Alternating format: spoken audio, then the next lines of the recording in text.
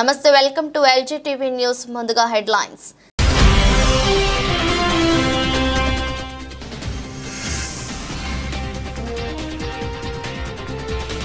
ఉప్పల్ను మండలం చేయాలని గ్రామస్తులు ధర్నా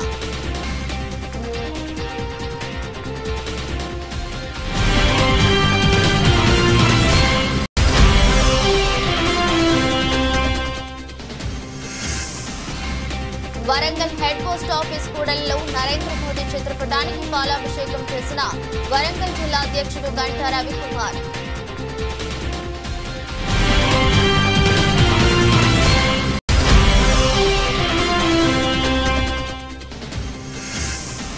యాదగిరిగుట్ట లక్ష్మీ నరసింహస్వామి అనుబంధ ఆలయమైన పాతగుట్ట లక్ష్మీ నరసింహస్వామి ఆలయంలో రేపటి నుండి వార్షిక బ్రహ్మోత్సవాలు.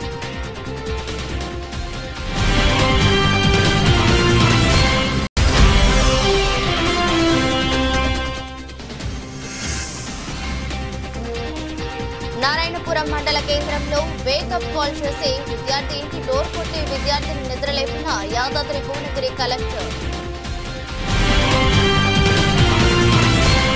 యాదాద్రి భువనగిరి జిల్లా నేను జిల్లా కలెక్టర్ని వచ్చాను, ఎలా చదువుతున్నారు అంటూ విద్యార్థితో మాట్లాడారు. 10వ తరగతి అనేది విద్యార్థికి మైలురాయి లాంటిదని, మీ అమ్మ నిన్ను ఇంత ఇష్టపడి చదివిస్తున్నందుకు నువ్వు 10వ తరగతిలో మంచి మార్క్స్ సాధించి మీ అమ్మకి సంతోషాన్ని ఇవ్వాలని సూచించారు. 10వ తరగతిలో కష్టపడి చదివి పాస్ అయితే జీవితంలో విజయానికి తొలిమెట్టు అవుతుందని, కష్టపడి చదివి తల్లిదండ్రులకు, గురువులకు మరియు జిల్లాకి మంచి పేరు తీసుకురావాలని సూచించారు. భరత్ జీవితంలో స్థిరపడే వరకు సహకారం అందిస్తానని తెలిపారు. తల్లి విజయలక్ష్మి మాట్లాడుతూ జిల్లా కలెక్టర్ గారికి కృతజ్ఞతలు తెలిపారు. భరత్ తనకి పోలీస్ ఆఫీసర్ కావాలని ఉందని, కష్టపడి సాధిస్తానని కలెక్టర్ గారే స్వయంగా ఇంటికి రావటం నమ్మలేకపోతున్నానని, కలెక్టర్ సార్ రావటంతో తనలో ఆత్మవిశ్వాసం పెరిగిందని, బాగా చదివి అనుకున్న లక్ష్యాన్ని సాధిస్తానని తెలిపారు.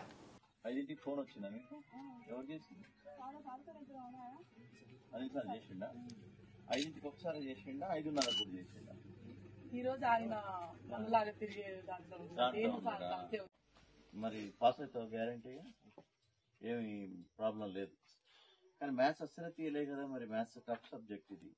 ఇవన్నీ బై హార్ట్ చేయాలి, ఫార్ములాలు ఇవన్నీ బై హార్ట్ చేయాలి. స్కూల్కి వెళ్ళాలి. మరి ఎన్ని రోజులు అవుతుంది పోక స్కూల్కి? నిన్న పోయినా మరి ఇవాళ నుంచి పోవాలి. రెగ్యులర్ పోతే పాస్ అవుతాయి. ఈ ఫార్ములాస్ ఉంటాయి కదా, ఇవన్నీ బై హార్ట్ చేయాలి. పొద్దున్నే లేచి 5ంటికి లేపిండు కదా, లేపినప్పుడు ఇవన్నీ కూడా బై హార్ట్ చేస్తే నీకు కొన్ని మార్కులన్నీ వస్తాయి. నువ్వు ఫార్ములా రాసినా కానీ మార్కులు వస్తాయి. అర్థమైందా? కూర్చున్నా నిద్ర మత్తులు కూర్చో కూర్చో. మార్నింగ్ పోతున్నావు స్కూల్కి? అమ్మ ఒకటేనా అమ్మా? వేషాలు వచ్చిందా? ఎన్నింటికి వచ్చింది? ఇదే ఇల్లు అమ్మా, ఇదే గది. మొన్న పెట్టలేదా ఇందిరమ్మ ఇంట్లో? పెట్టలే.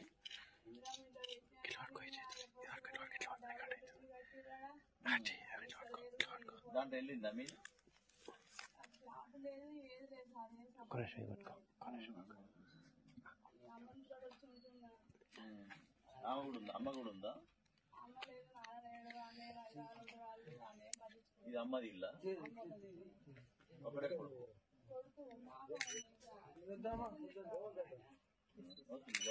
మరి పాపం. మరి పోతున్నా స్కూల్కి రెగ్యులర్ పోవట్లేదు. ఈ 2 నెలలు మంచి పంపాలమ్మా, పరీక్షలు రాసేదాకా రెగ్యులర్ పంపాలి. యాదాద్రి భువనగిరి జిల్లా చౌటుప్పల్ మండలం చిన్నకొండూరు గ్రామ శివారులో అడవి దున్ను కనపడడంతో భయాందోళనకు గురవుతున్న గ్రామ ప్రజలు. గత కొద్ది రోజుల క్రితం ఆత్మకూరు మండలం పల్లర్ల గ్రామంలో అడవి దున్న కనపడడం జరిగింది. అడవి దున్నని పట్టుకోవడానికి 25 మంది ఫారెస్ట్ ఆఫీసర్ ఒక డ్రోన్ సాయంతో ప్రయత్నించినా అడవి దున్న దొరకలేదు. ఈ అడవి దున్ననే చౌటుప్పల్ మండలం చిన్నకొండూరు గ్రామ శివారులోకి వచ్చిందని అనుమానం వ్యక్తం చేస్తున్న ఫారెస్ట్ అధికారులు. అడవి దున్నని పట్టుకోవడానికి ప్రయత్నాలు చేస్తున్న ఫారెస్ట్ అధికారులు.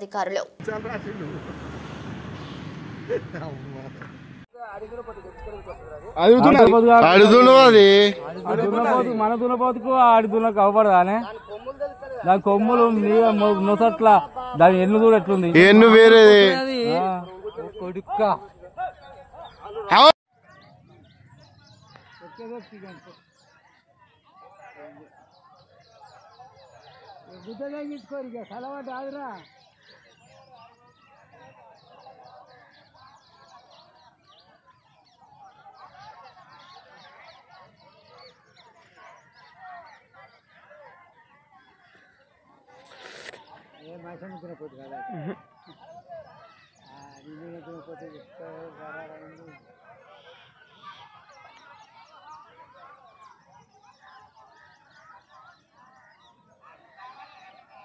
దాని బొచ్చు గిచ్చి ఎట్టుంది కంగడోళ్ళు కూడా ఉన్నాయిరా ఆవుకున్నట్టు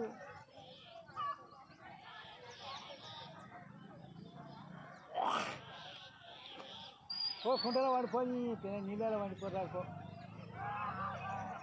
దిగట్లేదు ఇక కుంటలో వండి పొర్రాడిపోయి నీ ఆది తీసుకెళ్ళి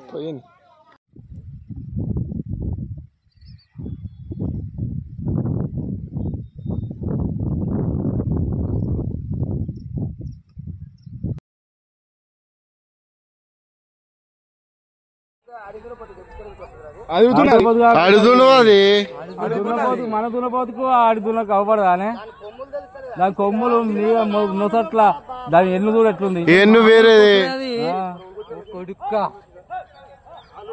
యాదగిరిగుట్ట లక్ష్మీ నరసింహస్వామి అనుబంధ ఆలయమైన పోతగుట్ట లక్ష్మీ నరసింహస్వామి ఆలయంలో రేపటి నుండి వార్షిక బ్రహ్మోత్సవాలు ప్రారంభం కానున్నాయి.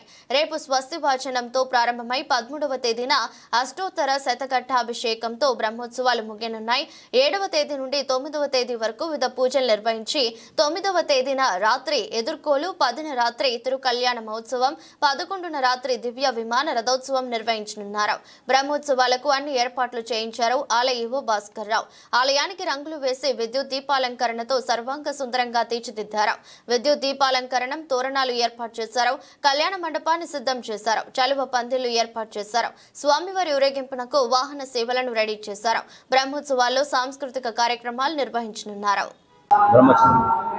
ప్రియ భక్తాగ్రేసులారా, శ్రీ యాదగిరి లక్ష్మీ నరసింహస్వామి వారి యొక్క దివ్య క్షేత్రమునకు అనుబంధమైన పూర్వగిరి లక్ష్మీ నరసింహస్వామి వారి యొక్క దివ్యక్షేత్రం అత్యంత విశేషమైనటువంటి, పిలిస్తే పలికినటువంటి దైవము నృసింహుడు స్వయం వ్యక్తంగా ఆవిర్భవించినటువంటి క్షేత్రము.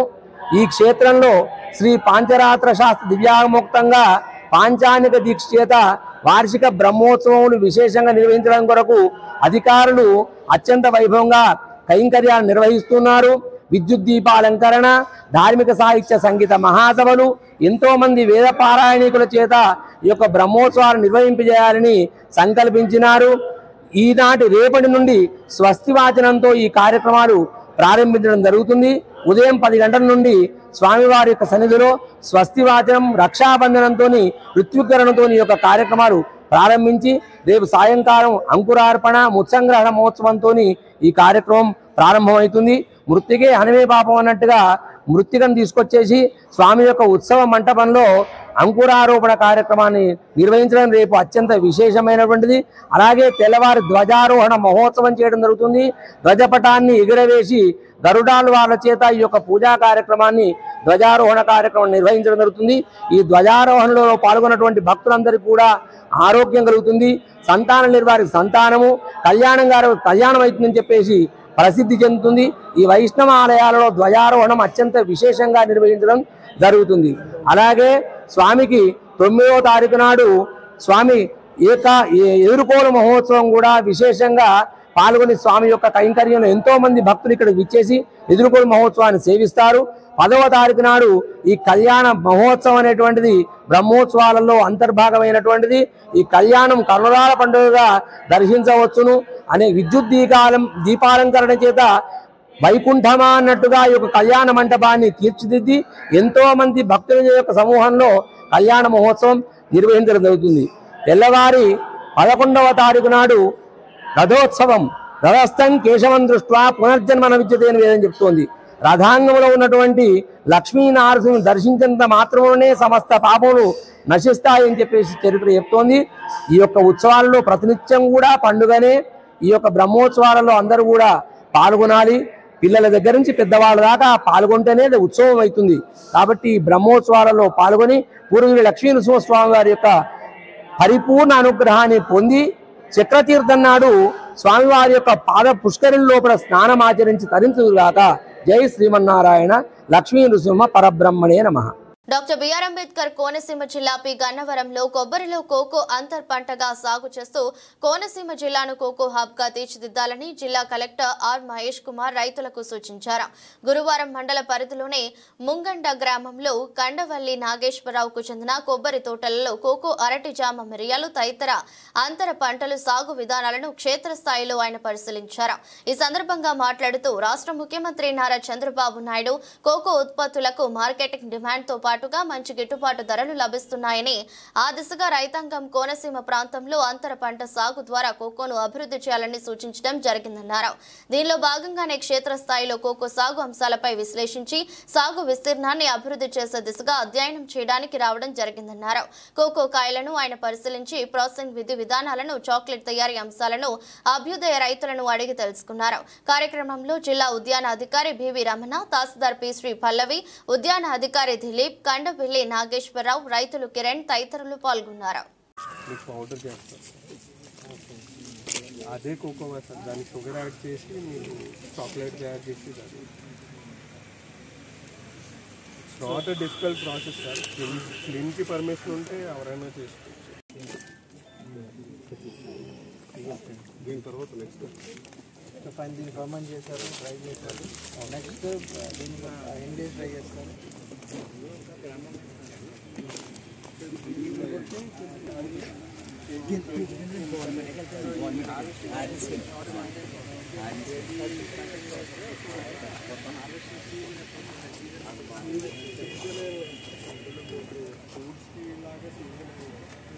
జనరల్గా సమ్మర్లో చాలా ఎక్కువ వస్తుంది, వింటర్లో తక్కువ.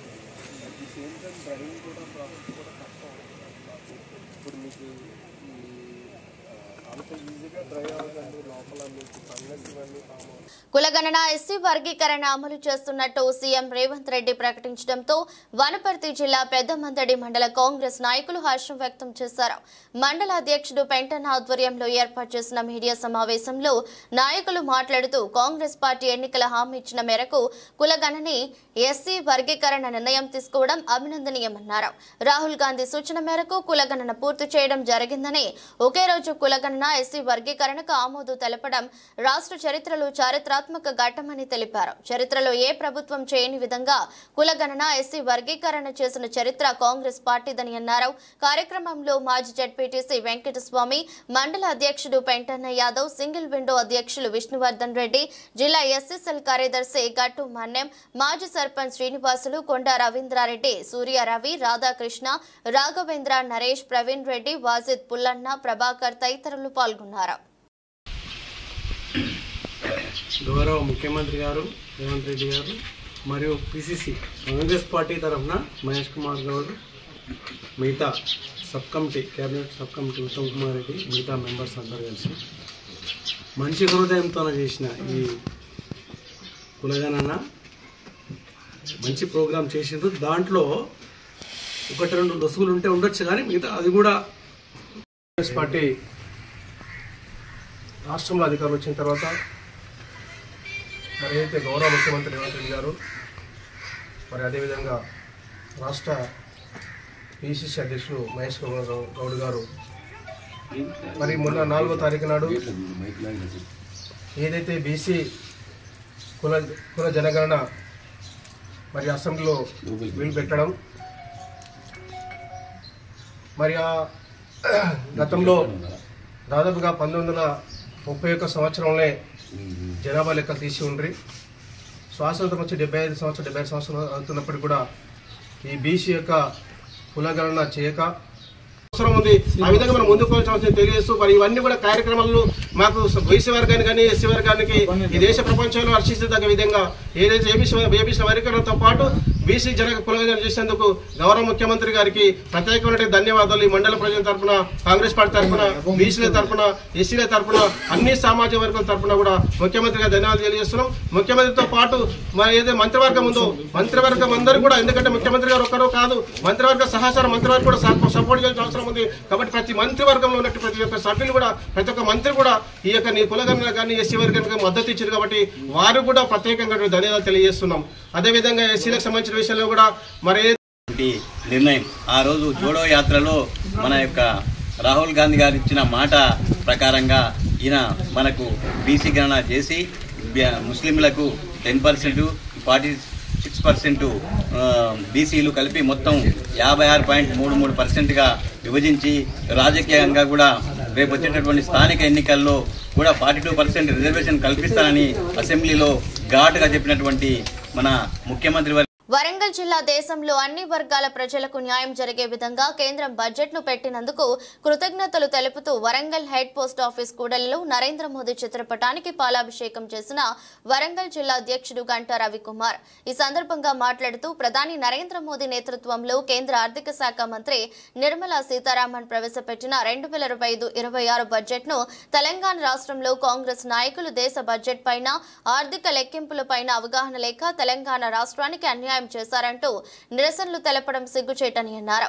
దేశంలో కేంద్ర ప్రభుత్వం పలు సంక్షేమ పథకాలను అమలు పరుస్తూ అన్ని వర్గాల ప్రజల అభివృద్ధికి తోడ్పడుతుందని తెలిపారు. 2025-26 సంవత్సరానికి గాను దేశ ప్రీతమ ప్రధాని నాయకత్వంలో కేంద్ర ఆర్థిక మంత్రి నిర్మలా సీతారామన్ గారు ఫిబ్రవరి 1న పార్లమెంట్లో బడ్జెట్ని ప్రవేశపెట్టడం జరిగింది. ఈ బడ్జెట్ పేద మధ్యతరగతి ప్రజల అభివృద్ధి కొరకు, అదేవిధంగా వ్యవసాయ రంగ అభివృద్ధి, రైతుల సంక్షేమం కొరకు, అదేవిధంగా మహిళల యొక్క ఆర్థిక పరిపుష్టి పెంచడం కోసము, యువతకు ఉపాధి, యువతకు దేశానికి పనికొచ్చే విధంగా తయారు చేసుకోవడం కోసం అన్ని వర్గాలను, అన్ని రంగాలను సమన్వయం చేస్తూ ప్రవేశపెట్టిన బడ్జెట్ డ్రీమ్డ్ బడ్జెట్. ఇది భారతదేశాన్ని వికసిత్ భారత్గా చేసేదానికి విధంగా ఈ బడ్జెట్ని ప్రవేశపెట్టడం జరిగింది. ఈ తెలంగాణ రాష్ట్రాన్ని పాలిస్తున్న కాంగ్రెస్ నాయకులకు ఆర్థిక పరిస్థితులపైన, ఆర్థిక వనరులపైన, కేంద్ర బడ్జెట్ పైన ఏమాత్రం అవగాహన లేని ఈ కాంగ్రెస్ నాయకుల చేతిలో ఈరోజు మన తెలంగాణ ప్రభుత్వం నడుస్తుంది. అలాంటి వారి చేతిలో ఉండడం నిజంగా మనకు సిగ్గుచేటు. అన్ని రంగాలకు సమన్వయం చేస్తూ ఈరోజు తెలంగాణ రాష్ట్రంలో 2500 కిలోమీటర్ల మేరకు నేషనల్ హైవేస్లో అభివృద్ధి పనులు జరుగుతున్నాయి. దానికి కేంద్రం నిధులే.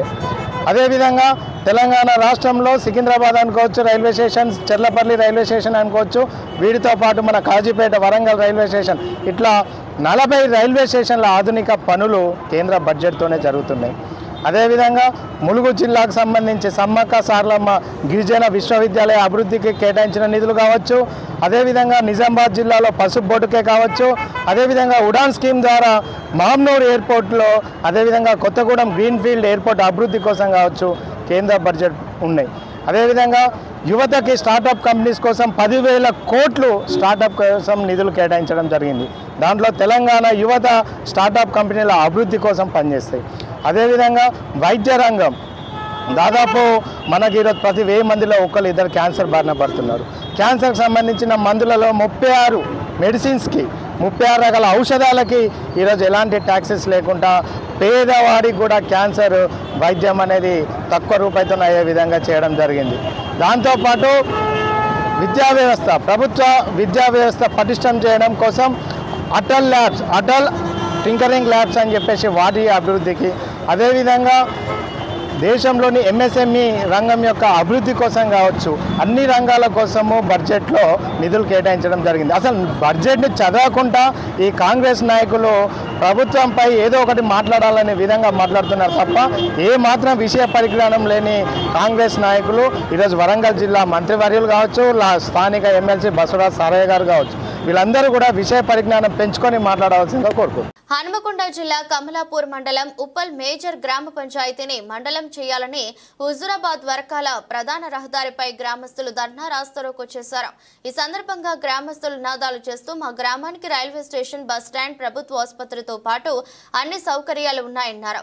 9 గ్రామాలు మా గ్రామానికి చెరువులు ఉన్నాయని వాటిని కలుపుకుంటూ మండలం ఏర్పాటు చేయాలంటూ నినాదాలు చేశారు.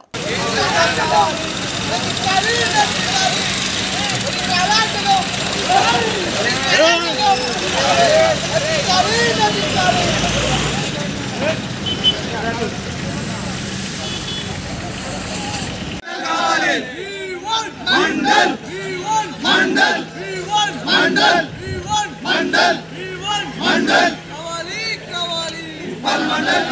10 సంవత్సరాల పాటు కాంగ్రెస్ పార్టీకి అండగా ఉంటూ కాంగ్రెస్ పార్టీ అధికారంలోకి రావడానికి కృషి చేసిన కార్యకర్తలను విస్మరిస్తున్నారని వనపర్తి జిల్లా పెద్దమందడి మండల మాజీ సర్పంచ్ వాకిట శ్రీనివాసులు ఆవేదన వ్యక్తం చేశారు.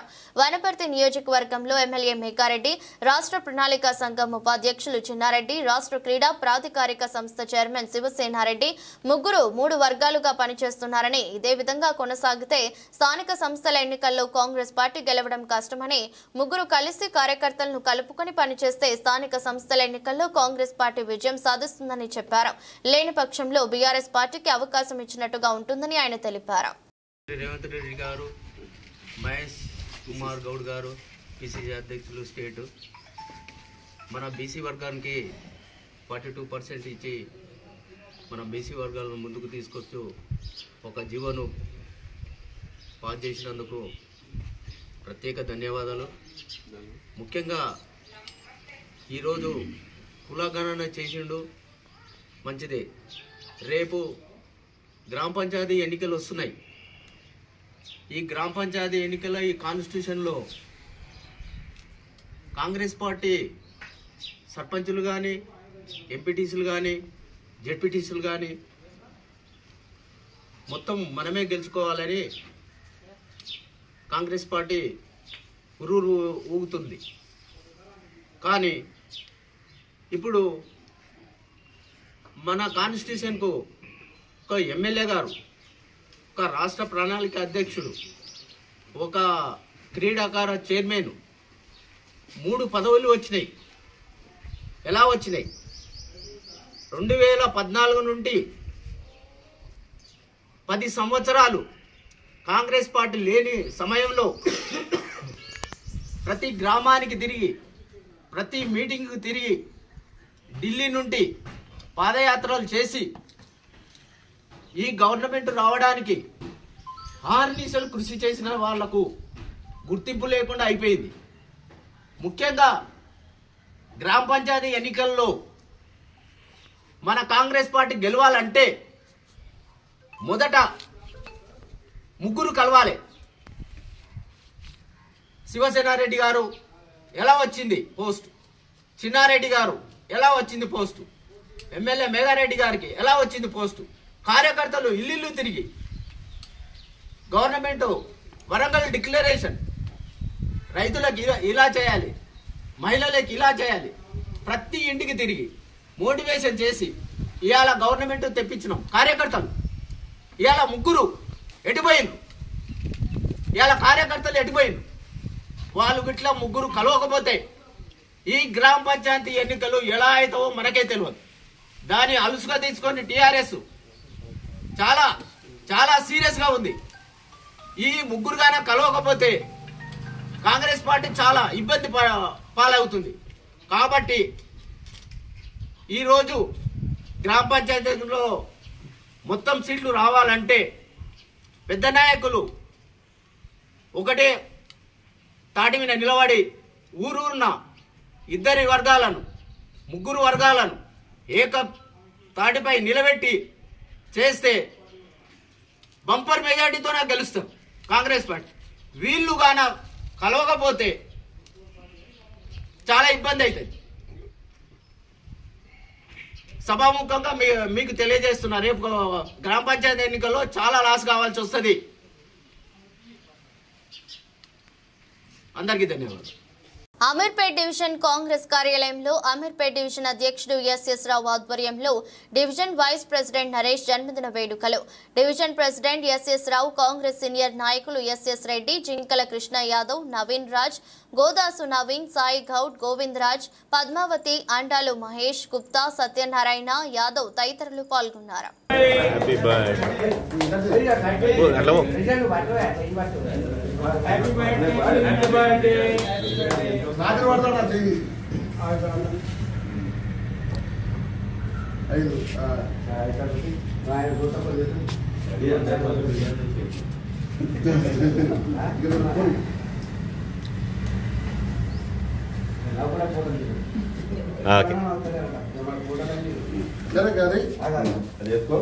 చాలా అట్లా పెట్టు, కట్టు కిరీటంలోకి కట్టు.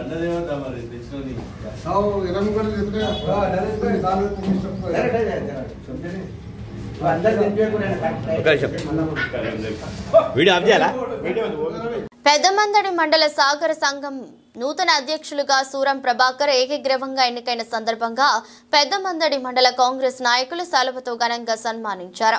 ఈ సందర్భంగా సూరం ప్రభాకర్ మాట్లాడుతూ సాగర సంఘం సభ్యుల సహకారంతో అందరికీ అందుబాటులో ఉంటూ సాగర సంఘం అభివృద్ధికి కృషి చేస్తానని తెలిపారు.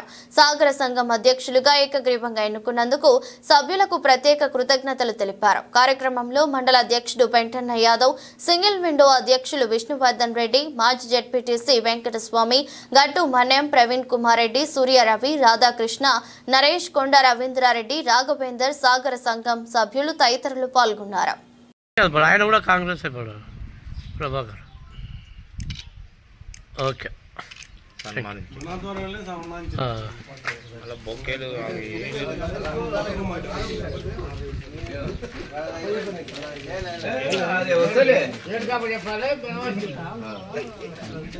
కొద్దిగా చెప్పాలి ఇప్పుడు ఈ టైం నడవడానికి. అట్లనే కదా. ఓ ఇంకా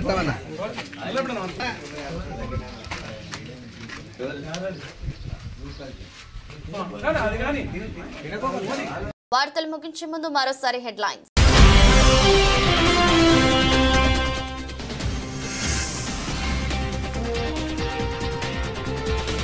ఉప్పల్ను మండలం చేయాలని గ్రామస్తులు ధర్నా.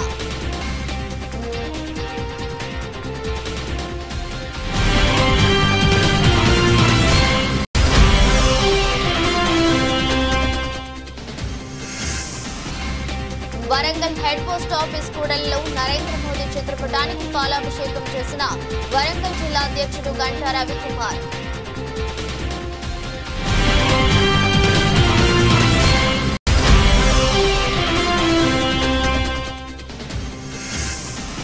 యాదగిరిగుట్ట లక్ష్మీ నరసింహస్వామి అనుబంధ ఆలయమైన పాతగుట్ట లక్ష్మీ నరసింహస్వామి ఆలయంలో రేపటి నుండి వార్షిక బ్రహ్మోత్సవాలు.